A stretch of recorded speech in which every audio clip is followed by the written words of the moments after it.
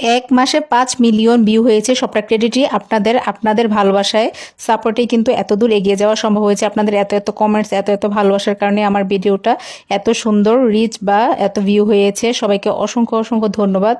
আমার রান্নার ভিডিওগুলো আপনারা অনেকে অনেক বেশি ভালোবাসেন, আবার অনেকেই হচ্ছে রান্নাতে একটু সমস্যা বলেন। অসংখ্য ধন্যবাদ আসলে সবাইকেই। আপনারা যদি কখনো ভুল মনে করেন আমার রান্নায়, অবশ্যই আমাকে সঠিকটা শিখিয়ে দেওয়ার ট্রাই করবেন, কারণ এক এক অঞ্চলে কিন্তু এক এক ধরনের রান্না হয়, সব জায়গায় একই নিয়মে রান্না হয় না। তো আজকে কিন্তু এই যে আমি লাউ দিয়ে আর হচ্ছে যে রুই মাছ বা নলা মাছ দিয়ে রান্না করব।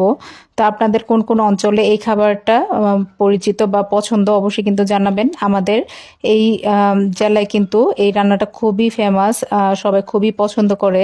তো আমি আজকে হচ্ছে অনেকবার হচ্ছে অন্যান্য মাছ দিয়ে আমি লাউ রান্না করেছি বেশ কয়েকবার, কিন্তু এইভাবে নলা মাছ দিয়ে রান্না করা হয় নাই। তো আজকে হচ্ছে এভাবে নলা মাছ দিয়ে বা রুই মাছ দিয়ে রান্না করব। তো সেজন্য প্রথমেই কিন্তু লাউটাকে খুব সুন্দর করে কেটে নিয়েছি, যদিও লাউটা একটু বাত্তি বলা হয়, মানে লাউটা কচি ছিল না, সেটাকে আমাদের এলাকায় বাত্তি বলা হয়।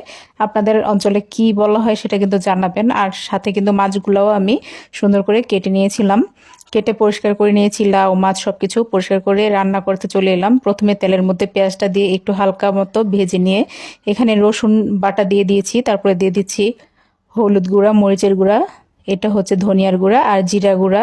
তো তারপরে এগুলো দেওয়ার পরে সাথে দিয়ে দিচ্ছি লবণ। লবণ দেওয়ার পর কিছুক্ষণ রান্না করে নিতে হবে, মানে কষিয়ে নিতে হবে মশলাটা খুব ভালো মতো। এই যে তেলটা যখন উপরে উঠে আসবে তখন আমাদের কষানোটা হয়ে যাবে। তারপরে দিয়ে দিব কাঁচামরিচ এবং সাথে দেব টমেটো আর দিয়ে দিচ্ছি আলু। সব কিছু আবারও কিছুক্ষণ তেলের মধ্যে কষিয়ে নেব।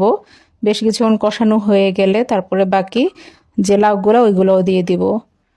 তো এটা হচ্ছে 2 মিনিটের মতো আমি কষিয়ে নিব এই মশলার সাথে। আলুটা আগে নিয়ে মানে একটু কষিয়ে নেওয়ার কারণটা হচ্ছে লাউটা তো একটু নরম আর আলুটা একটু শক্ত, এই জন্য আলুটা আগে দেওয়া হয়েছে।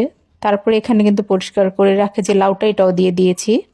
এখন লাউটাও মশলার সাথে বেশ কিছুক্ষণ একটু কষিয়ে নিতে হবে। অনেকে হচ্ছে এই পর্যায়ে সাথে সাথে পানিটা দিয়ে দেন, আমার মনে হয় পানিটা কিছুক্ষণ পরে দিলেই এটার টেস্ট অনেক বেশি বেড়ে যায়। ভালো মতো কষানো হয়ে গেলে এখানে পরিমাণ মতো আমি পানি দিয়ে দিয়েছি, যদিও পানিটা আসলে পরিমাণ মতো হয় নাই, পানি একটু বেশি হয়ে গিয়েছিল রান্নার পরে, এটা বুঝতে পারি। তো সবকিছু একসাথে রেখে প্রায় 15 মিনিট রান্না করে নেব। আর 15 মিনিটের মধ্যে এদিকে আমি মাছটা ভেজে নেব। আমি এভাবে তরকারি আগে বসিয়ে দিয়ে তরকারি হতে হতে এদিক দিয়ে মাছটাও ভেজে নেই, কারণ মাছ একবার ভেজে নিয়ে তারপরে তরকারি রান্না করাটা আমার মনে হয় অনেক দেরি হয়ে যায়। তো হলুদ লবণ দিয়ে মাছগুলো ভেজে নিচ্ছিলাম।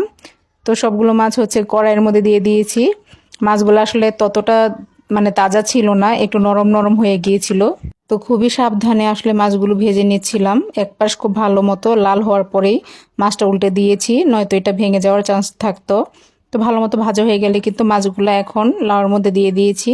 ওইদিকে লাউ আর আলুটাও খুব সুন্দর মতো সেদ্ধ হয়ে গিয়েছে। মাছ দেওয়ার পর আর 5-7 মিনিট রান্না করলেই আসলে তৈরি হয়ে যাবে। এরই মাঝে আমি ধনে পাতাটা দিয়ে দিয়েছিলাম। ধনে পাতা দিয়ে আর 2 মিনিটের মতো রান্না করলেই তৈরি হয়ে যাবে সুস্বাদু এই লাউ দিয়ে নলা মাছের ঝোল।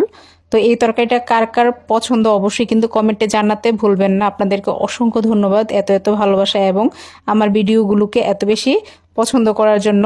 ভিডিওটি ভালো লাগলে লাইক লাভ দিবেন, একটু ফলো দিবেন। সবাই ভালো থাকবেন।